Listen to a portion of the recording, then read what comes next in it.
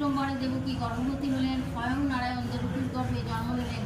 দেখতে দেখতে 10 মাস 10 দিনে দেবকীর প্রসব বেদনা উঠল। সেদিন ভাদ্র মাসে কৃষ্ণা অষ্টমী তিথি, রাত্রি প্রথম প্রহর, আকাশে রোহিণী নক্ষত্র, কিন্তু বড় দুর্যোগময়ী রাত্রি।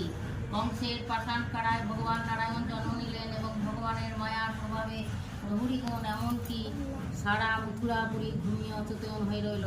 ঠিক সেই সময় দৈববাণী হলো। দৈববাণী অনুসারে বসুদেব নন্দালয়ে মা যশোদার কোলে নিজ পুত্রকে রেখে যশোদার সদ্যজাত কন্যা মহামায়াকে নিয়ে কারাগারে ফিরে এলেন। পরদিন ঘুম থেকে উঠে দেবকীর সন্তান হবার কথা জানতে পেরে প্রমত্ত কংস মহামায়াকে দেবকীর কোল থেকে ছিনিয়ে নিয়ে গিয়ে মারবার জন্য সেই শিলাখণ্ডে আছাড় দিতে যাবেন।